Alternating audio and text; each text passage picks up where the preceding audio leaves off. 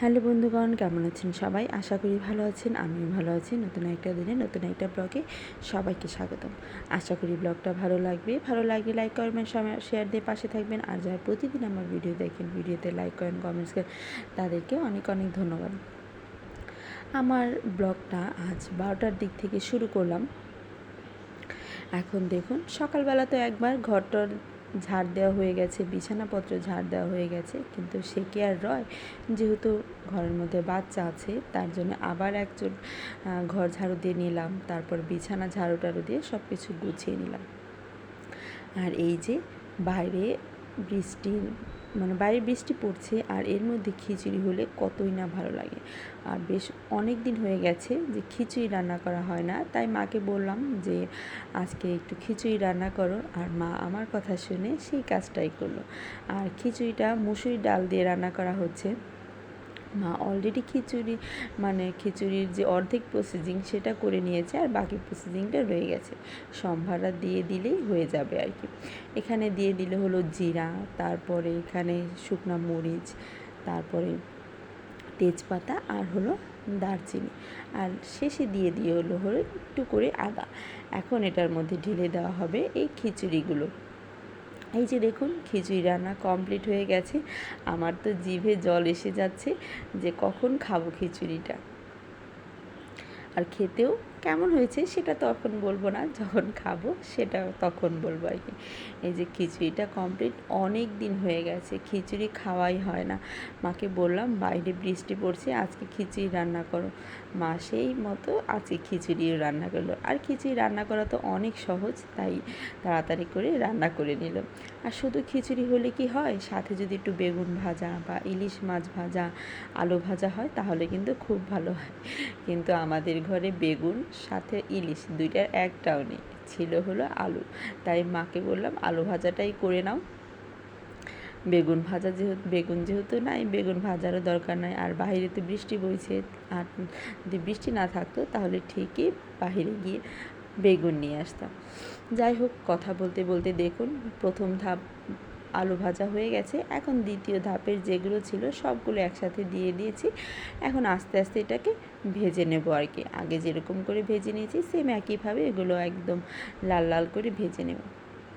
দেখুন কি সুন্দর, আর খেতেও কিন্তু বেশ লাগে। মচমচা করে ভাজলে আরও বেশি ভালো লাগে। এই যে দেখুন, আর আমার ছেলে তো এর মধ্যে ঘুমাচ্ছে, কারণ যেহেতু দুপুরের খাবারের জন্য রেডি করা হচ্ছে, এর মধ্যে ওকে অলরেডি ঘুম পাড়িয়ে দেওয়া হয়েছে। আর এই যে আলু ভাজাটা দেখে আর তর্স হইল না, আমি এখান থেকে নিয়ে একদম খাওয়া দাওয়া শুরু করে দিয়েছি। এই যে দেখুন, আমাদের খাওয়া দাওয়া, দুপুরের খাবার দাওয়া একদম রেডি। খিচুড়ি, তারপরে হলো আলু ভাজা, আর সাথে ছিল হলো আমের আচার, তেলের আচার। দেখতে কত সুন্দর হয়েছে না? খেতেও কিন্তু খুব বেশ। আর এটা কিন্তু মা বানায়নি, এটা আমার ছোটো মাসি বানিয়ে পাঠিয়েছিল। ওই যে পাঠায়নি, নিজে নিয়ে এসেছিলো। ঈদের মধ্যে যে এসেছিলো তখন এটা সাথে করে নিয়ে এসেছিলো, তখনও খেয়েছি। আর বাকি এখন যে রয়ে গেছে এটা এখন খিচুড়ি দিয়ে খাবো। খিচুড়ি দিয়ে আচার খেতে কিন্তু খুব ভালো লাগে। আপনাদের কেমন লাগে প্লিজ আমাকে কমেন্টস করে জানাবেন। এই যে দেখুন, বেড়ে নিলাম খিচুড়ি, তারপরে হলো আলু ভাজা পরিমাণে একটু বেশিই নিয়েছি, আবার প্রয়োজন হলে আবার নেব, কারণ আলু ভাজাটা আমার খুব পছন্দের। আর এই যে দেখুন, এখান থেকে নিয়ে নিচ্ছি হলো আমের আচারটা। তেল চুপচুপ করছে, এ দিয়ে খেতে কী যে টেস্ট হবে সেটা এখন বলে বোঝানো যাচ্ছে না, আমার এখনও জিভে জল এসে পড়ছে। যাই হোক, নিয়ে নিলাম। এখন খাওয়া দাওয়াটা শুরু করে দিব। খিচুড়ি কালারটাও কিন্তু অনেক সুন্দর হয়েছে, আর খেতেও সত্যি কথা বলতে অনেক স্বাদ হয়েছিল। আর অনেক দিন পরে তো ইচ্ছে করছিল, মা যেভাবে চেয়েছিলাম, বলেছিলাম মাকে, সেম একইভাবে একটু ঝাল ঝাল করে মা খিচুড়িটা রান্না করেছিল। খেতে খুব স্বাদ হয়েছিল। আর বৃষ্টির সময় বাহ, বেশ সেটা আর বলার রাখে না। যাই হোক, খাওয়া দাওয়া করে নিই, তারপরে আপনাদের সাথে কথা বলছি আর কি। শুধু আমি না, আমাদের বাসার সবাই একসাথে খেতে বসেছিলাম। তারপরে সন্ধ্যার দিকে চলে আসলাম এক সুন্দরবন কুরিয়ার সার্ভিসে। আমার এখন একটা পার্সেল এসেছে, সেটা নেওয়ার জন্যে আর কি।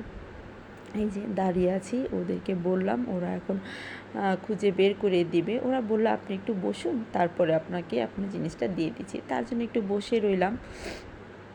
বেশি সময় না, 1-2 মিনিট বসার পরেই ওনারা আমার যে পার্সেলটা সেটা বের করে দিল। পার্সেলটা নিয়ে চলে আসলাম, এই যে চলে যাচ্ছি আর কি বাসার দিকে। রাত্রর দিকে ওরা অবশ্য আমাকে সন্ধ্যার দিকে ফোন দিয়েছিল। আমি ভাবলাম যে হয়তো বা রাত্রিবেলা এখন যাব না, কিন্তু ভাবলাম যে না যাই, তাড়াতাড়ি নিয়ে আসি, যেহেতু জরুরি জিনিসটা নিয়েই এসে পড়ি, তাই নিয়ে আসলাম। আসার পরে এই যে ছেলেকে দেখুন পড়াতে বসে গেলাম। বেশ অনেক দিন হয়ে গেছে ওকে পড়ানো হয় না, আর টুকটাক পড়ানো হয় কিন্তু ওইভাবে বসে পড়ানো হয় না, কারণ ছোট মানুষ তো, প্রতিদিন পড়াতে বসলে ওর পড়ার প্রতি অনীহা এসে পড়বে, তাই ওইভাবে বসানো হয় না। তাই আজকে ভাবলাম যে না, প্রপার একটু ভালোভাবে একটু যেগুলো ও পারে সেগুলো একটু ধরি, দেখি মনে আছে কি না, কিছু ভুলে গেছে কিছু মনে আছে, এই নিয়েই আর কি। ওইভাবে চাপ দিচ্ছি না, ও যতটুক পারে ততটুকুই, আর যতটুক ভুলে গেছে মনে করে দেওয়ার চেষ্টা করছি আর কি। আর সুন্দর করে ও এই বইটা খুব উপভোগ করে পড়ে, ওই বইটা খুবই পছন্দ ওর। ওকে পড়াচ্ছি আর আমার ভিডিওটা করে দিচ্ছে হলো আমার ছোট বোন।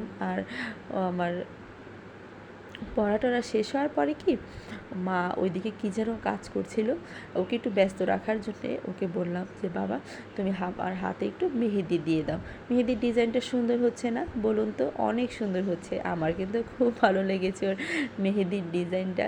ওকে ব্যস্ত রাখার একটি উপায় আর কি। মা এদিকে যেন কি কাজ করছিল, ও এগুলো না করলে মাকে গিয়ে অনেক বিরক্ত করবে, তাই হাতে মেহেদি দিয়ে ওকে ব্যস্ত রাখার জন্য এই কাজটা করছিলাম। আর ও এসব কাজ করতে খুব পছন্দ করে, তার জন্যই ওকে এদিকে নিয়ে ব্যস্ত রাখা। আর আমার হাতের মেহেদির ডিজাইনটা কেমন হয়েছে প্লিজ আমাকে কমেন্টস করে বলবেন। আর আজ এ পর্যন্তই, আশা করি ব্লগটা ভালো লেগেছে। ভালো লাগলে লাইক কমেন্ট শেয়ার দিয়ে আমার পাশে থাকবেন। টাটা।